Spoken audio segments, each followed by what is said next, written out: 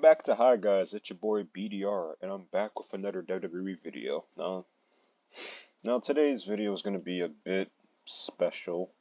It's basically going over, basically describing each WWE main roster champion in 5 words or less. I thought this was going to be like a funny challenge, for myself, and also basically kind of giving off my personal opinions of like the champion and their reign at the moment. So yeah, that's basically what this video is about. Just like a disclaimer, this is my opinion. If you agree or disagree, comment section below. Now let's get started with our first champion. Alright guys, so for our first champion we have the undisputed WWE Universal Champion, Cody Rhodes. Now for my word selection, which is 5 words or less, I have Cody wins LOL.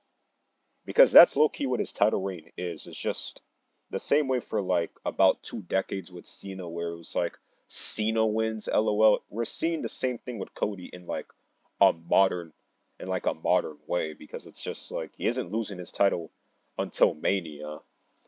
And the thing about his reign so far, it's low-key been like an alright world title reign. It isn't the worst, but it isn't like this like top 2 reign of all time. I mean, the only people that say that are like Cody Fan Club. And another thing to say, and like, keep in mind, Cody Fan Club, like your boy does not have a top 2 reign. Like, you guys are still in that honeymoon. Like, Cody Fan Club is still in that honeymoon phase where they're mentally stuck on April, where he beat Reigns for the title. I don't like Cody Rhodes. It's just that his reign has just been alright. The narratives are still getting pushed and are still kind of correct about him needing the bloodline story to actually be relevant, because it's just like the possibility, and I mean the possibility of him being in War Games, it's just like, it just shakes my head. Like, why do we need him at War Games? Why do we need him in the Bloodline War Games match? This is just pushing, it's just proving that narrative correctly, that the dude needs the Bloodline story way more than the Bloodline story needs Cody. And I'm not the biggest Bloodline fan, but it's just looking to be correct. It's like, you look at his reigns as champion so far without the Bloodline story. It's like Cody versus AJ, okay feud. Cody versus Logan, okay feud. Like, I guess we're gonna get like Cody versus heel Kevin, but we all know the result. Cody wins LOL. Unless like Kevin Owens like fucking power bombs Brandy to a table, like it's just gonna be like Kevin Owens just attacking Cody backstage until they have their eventual title match, possibly at like the Rumble or Survivor Series. Hopefully at Survivor Series. And even then, it's just going to be another case of Cody wins LOL. Cody wins LOL. That's Soki been his reign, and Cody Fan Club just eats it up and be like, this is a top 2 reign of all time. It's like, no, you're mentally stuck in April. You're mentally stuck in April if you think that this title reign isn't beyond like okay, solid, or straight. If it's anything beyond those words, you're just mentally stuck in April. Where he beat Cody for the title. Where he beat Roman for the title. I can't wait for heel Orton to come out and eventually beat this dude for the title at Mania. That's what we need. Just in case if Cena can't make it to 17, we can at least count on Orton to make it to 17, and it starts with beating Cody for the title at Mania 41. Yeah, guys, that's basically been it about Cody Rhodes. Let's move on to our next champion.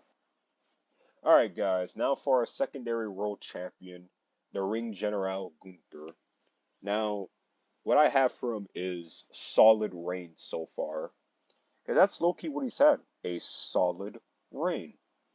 Like, the match against Sammy was good, the match against Orton was like a fun match to watch. It's like, what was the last time that Gunther had a bad match? Like, this dude has like one of the best moves. he has one of the best move sets out of like the current main roster. Like you thought the powerbomb was his finisher? Nah, sleeper hold, lariat, the chops, the big splash. It's like the Tyrannosaurus drop kick. Like this dude, like he has a bag on him in terms of moveset. Like one of the best movesets in the main roster. His promos have gotten better, especially that Bad Blood segment with Goldberg, where he was like, "Come on, Bill, I got 3 minutes for you." Like that had me dying watching it live. And by the way, like he is gonna fight Bill Goldberg soon, possibly at like Survivor Series or the Rumble. And it's gonna be a fun match to watch. And they're kind of like, why do we gotta have Goldberg matches in 2024 or 2025? It's like, like it's just Goldberg's gonna put over Gunther as like one of the top heels in the company, and then he's most likely gonna fight Cena at 41. So it's just like, what's wrong with that? Now I do believe that Cena should get his 17th chip by beating Gunther. I am a part of that crowd. But let's not act like, Cena and Gunther wouldn't put on a nice ass match. It won't be a carry job by either man. And the same thing with the Goldberg match. It's just like, what's wrong with a 5 minute match? Like side rant, I just think that Triple H has ruined some of y'all perceptions of how long some matches can be.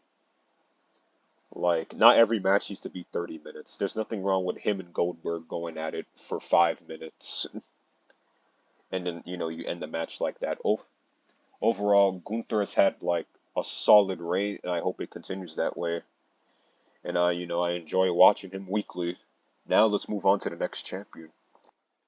Now, for our first, women's champion, we have Queen Nia Jax. She really is a queen.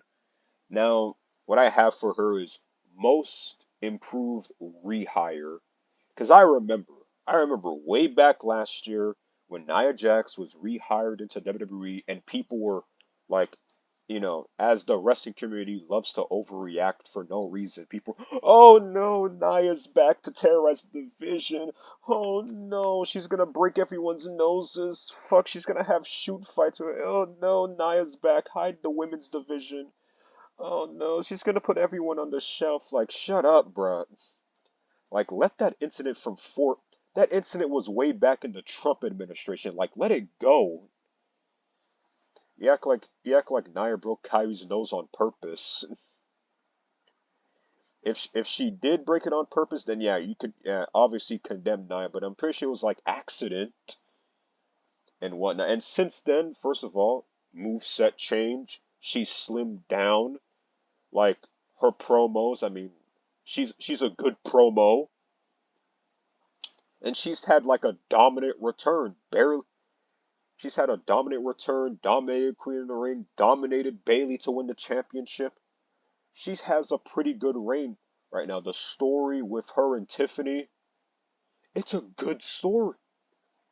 It's probably the best women's story that we have right now on the main roster. Unless you want to count that shit ass Judgment Day storyline as a good storyline right now. That dragged on shit. But overall, like, Nia's had like an excellent like showcase ever since being rehired. And I still don't understand Nia Jax hate, especially since if the woman has improved since then. Like rehiring Nia Jax was a great decision. Whoever did it, whether it was like H or whether it was Vince or Triple H, it's like Nia Jax has had an excellent like showing since being re-signed by the company. And yeah, she might just be losing the title to Tiffany soon, but hey, face Tiffany versus Nia is gonna be, that shit's gonna cook. That thing's gonna feed families. It's just that I just don't understand. I still don't understand Nia Jax hate. The only thing you can kind of say that like is like, okay, needs work is promos. Like the Annihilator's a good finisher. I wish you could do the Annihilator to my Zozo, but enough about that. Let's move on to the next champion. Nia's goated though. All right, guys. For our next champion, we have Liv Morgan, the secondary, women's champion. And for this one, I just have Reign is ass. It had to be said. This current Liv Morgan reign is ass. Now, I just want to keep fair disclaimer. I don't hate Liv Morgan. I just don't like the thing that she's in now with this Judgment Day storyline. Like, I would rather like her first world title reign from 2 years ago. Low key was 1,000 times better than this current reign because it's like she isn't fighting over a dude with a mullet. Like that's what her reign has become, like fighting over Dominic. And it's just like that's what the women's champion is. Like what happened to, the women's revolution, am I right? You know, like this is what the women's revolution has done. It's just like the worst part about this is just like this Liv and Rhea reign is gonna extend all the way till April. Like there's actually people out there that want Liv versus Rhea at Mania 41. Like that's fucking ill. How many more times we're gonna have this match? Like you guys bitched and moaned about like, ugh, Roman and Lesnar taking up spots every year, but like y'all, like how many times have we seen like Liv and Rhea? It's like when are we gonna say enough is enough? Even like Liv fan club, you have to agree. Here, like, can y'all not like trick yourselves or pretend to act like this reign is good? But it has a story. Yeah, a shit story or a story that's been like dragged on. Thanks, Triple H. Due to it, it's just like I just wish she was fighting someone else other than Rhea, but that ain't gonna happen. Where are those breaks that we're gonna get? Where are they? Where are the breaks? That's what I heard. Oh, Liv is gonna retain, and we're gonna and she's gonna take a break from Rhea. Is this break in the room with us right now? Because I don't see no breaks anywhere. It seems like after the Crown Jewel match, it's just like she's still gonna be fighting Rhea up until April, which is gonna lead to either Rhea winning the Women's Rumble next year or the Women's Chamber next year, and then we're gonna have Liv versus like, y'all wanna y'all actually think that's a Mania worthy match? At most, that's a SummerSlam worthy match, which already happened. I just don't like this reign. It's just a prime example of Triple H just dragging. Like this Liv reign currently is just an example of Triple H just dragging storylines just cause like how come Liv isn't fighting anyone else right now? Like we have the match against Nia, but like after that, then what? Oh, fight Rhea until April. That's the plan. Like fuck off, man. This reign is ass. Like I don't care. Liv fan club, get your torches and pitchforks. The reign is ass. Your woman is stuck. Your woman is stuck in a shit reign, fighting over a belt and a dude with a mullet. All right, then let's move on to the next champion. All right, guys. Now for the IC champion, Jey Uso. I kind of just have this for him. I just have transitional champion question mark yeet because it's just like as of this recording, you know, they've announced Jey Uso, Braun Breaker next week for the IC title. And in my opinion, it looks like, yeah, Jey is going to be a transitional champion. Like, glad that he won his first singles title.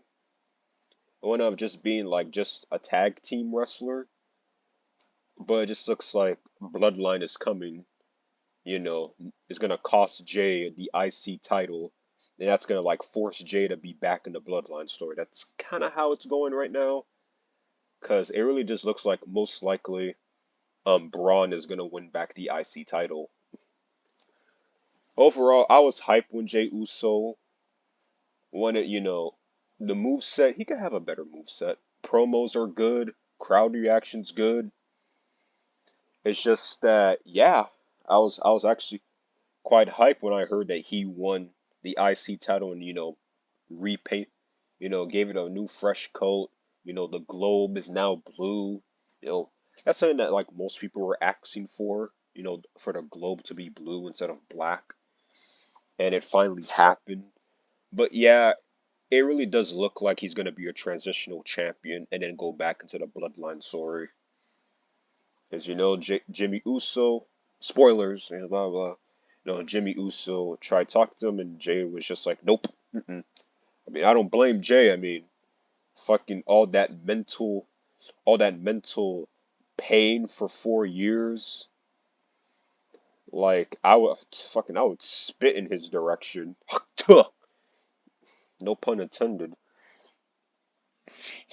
Even try to recruit me after that bullshit. No, but yeah, it's just like Jay Uso. He's nice.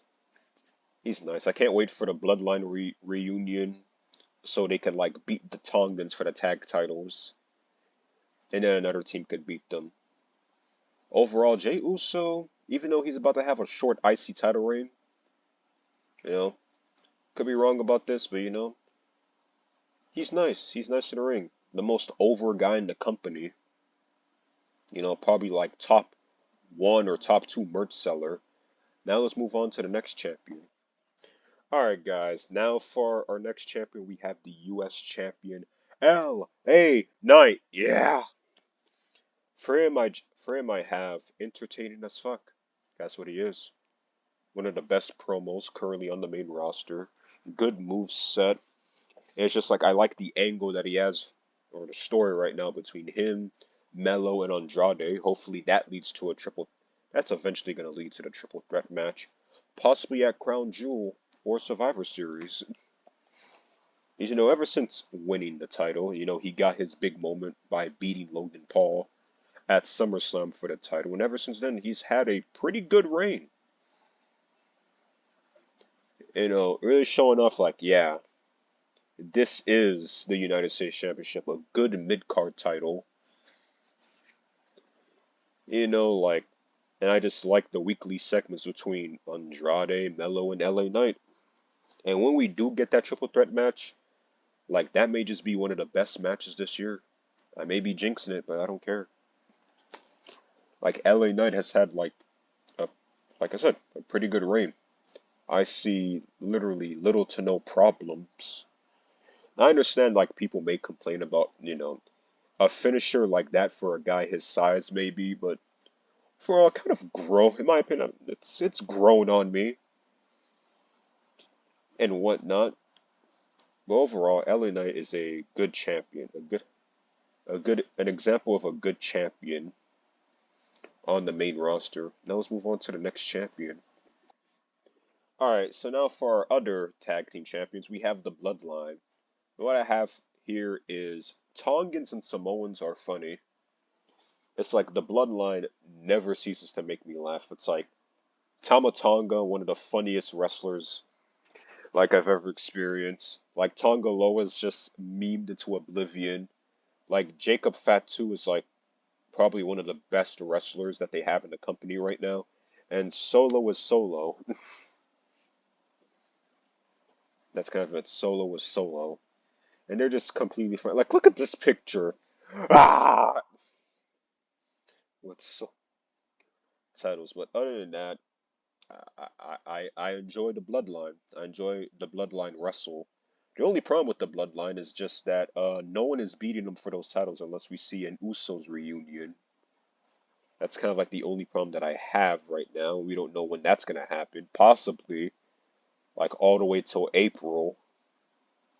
I mean, that would be a fun match to see, but until then, it's gonna be like Bloodline's just gonna demolish the entire tag division until the Usos reunite. Overall, it's just like the current Bloodline is pretty good. It's just that they've been memed to oblivion. That's one of the main reasons why, they make me laugh. But like overall, they're pretty good tag team wrestlers. And I really do like Jacob Fatu. I believe he's like top 5 current wrestlers in the company right now. Like Like this dude could literally do it all. Like super kick, splash, moonsault. Like how can you not like Jacob Fatu? The dude likes rainbows, okay? Like we seen that IG story. Like overall, Bloodline is fun to watch. Now let's move on to the next champion. Fuck. Alright guys, for our next champion we have JD and Finn, the World Tag. And all I just have to say is another shit reign. This reign is just so bad. Like Finn Balor is fucking washed at this point. Like we have to admit it. I said it before in the Triple H booking video. Like this dude is washed. JD, it's like I never understood the hype around him. Like at all. Even when he was the Irish Ace back in NXT, I still didn't understand the hype around him. It's just that this is an example of like, damn, the tag division's in a shit is in a shit storm right now because it's like you have these dudes who are just like what 100 days and like one or two defenses, and people are just gonna like gobble it up and be like, I mean, it's better than Awesome Truth. As like I would rather have Awesome Truth be champions. I would rather have Miz and R-Truth like make up and be like and be tag champs for a year rather than this shit right here. Like luckily I'm hearing, you know, as a recording, the Viking Experience came back, so it's like, there's like a tag tournament or something like that. So we're gonna see if like the winners of that tournament can like beat these guys because we desperately need new tag because they are not working out. They are not. This has got to be some of the. It's got to be like some of the, like probably one of the worst. My bad for my English. One of the worst tag teams I've ever seen in my 14 years of watching WWE because they haven't done anything. Like fuck, I would rather have Justin Gabriel and Heath Slater all the way back in the Obama administration be my tag team champions over these guys. At least they were defending their titles. At least they're actually like involved in a story. They're just holding the titles hostage. Like like this tag team sucks. Like not even Finn, because I know Finn fan club they're gonna find ways to defend this, but it's just like this tag team title reign sucks. It sucks ass. Like like it's just an example of like damn Triple H does not know what he's doing with the tag division. Like this is like the prime example. All right, let's move on to the next champion. All right, guys. Now for our women's tag team champions, Jade and Bianca. What I have is stuck in tag team purgatory, and that's basically what it is. I wish, I really do wish that Jade and Bianca moved on to better things. Like I would much rather have like another Bianca world title reign than fucking Liv Morgan right now. But here we are. It's just like the women's tag division only has like four wrestlers. That's kind of it. Jade, Bianca, Io, Kyrie. Sometimes we'll see like, Isla Dawn and like Alba Fire. But, that's kind of like a sometimes thing. But other than that, it's just like women's tag division is low key. It's just getting carried by those four by just those four wrestlers. Jade and Bianca, Kyrie and Io. They're just getting carried until like they move on to better things. Like let's just say Io wins the Rumble next year, and like, well, Kyrie, well, now you only have Jade and Bianca. What I would say is just that have Bianca beat Liv for the title, have Bianca become Bianca two belts, have Jade turn on Bianca, and then bam, they lose it.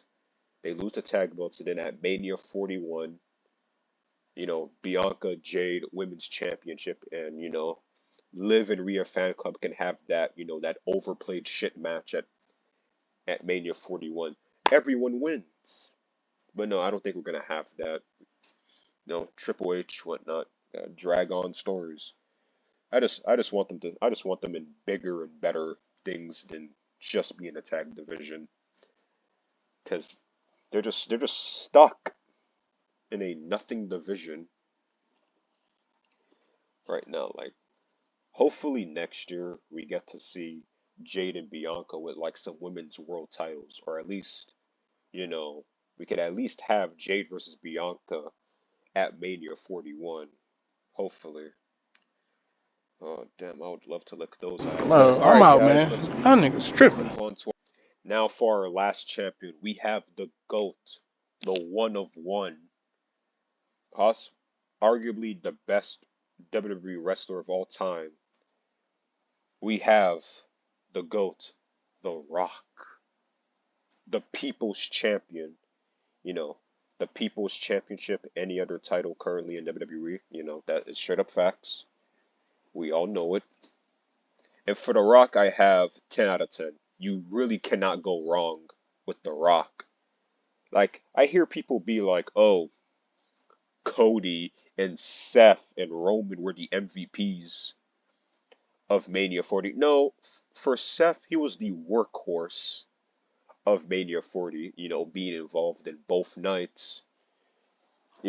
Roman and Cody, they did their jobs respectfully, but like The Rock was the legit MVP of Mania 40. He was the one that pulled up a he was the one that pulled up and like made that Mania 40 build what it was. Otherwise, it was just gonna be copy and paste from Mania 39 with Cody and Roman. And chances are Cody was gonna lose to Roman again, and WWE, they were just gonna pull that, oh, third time's the charm type shit. It's kind of like with The Rock there, added that stipulation, increased the stakes, saying that you lose to Roman, no more title opportunities as long as Roman's champion. Like, he did it all. Oh, he elevated Mania 40 to what it was, that the gigantic success that was Mania 40. Like, he was the one that did it. Now, I know people are going to say, he used politics. He used politics. He pushed his way. He used his TKO powers to get what he wants. It's like, bruh, my only response to that is your favorite wrestler, if they had the same like corporate powers as The Rock, they would do the exact same or even more than that. So I don't want to hear no eh, uh, TKO politicking. Like, your favorite wrestlers would do the exact same. I don't want to hear it. Like, that argument's completely dead. Like, if Cody had the same, the corporate TKO powers as The Rock, he would do the exact same thing, but you guys would just gobble it up. Like, I like The Rock. I don't care that he's a part-timer. Hell, I would rather have Rock and Roman for the title, for the WWE Championship for Mania 41. Rock, Roman, Undisputed Championship, and Ulafala to close out Mania 41. Sign me up. Cody can fight Orton without the title. It could work. But overall, man, The Rock is just goated. Top one. Like, you can make good arguments for like a few wrestlers. Like Undertaker, Stone Cold, Angle. Maybe, just maybe Triple H. But yeah, it's just like, Rock is goated. You really can't go wrong with The Rock. I don't want to hear politicking. Your favorite wrestler would do the same as well. So that argument's completely dead. So yeah, Rock goated. He elevated Mania 40, and soon he's gonna be the MVP of Mania 41. Imagine that, like 53, 54-year-old Rock still carrying WWE. Like, and people be like, part timers offer nothing, or part timers are a detriment to the business. Yeah, bro, sure, the numbers don't lie. Alright, guys, that's basically been, describing each champion in, 5 words or less. Make sure to like, share, subscribe, and yeah. Hi, guys, out.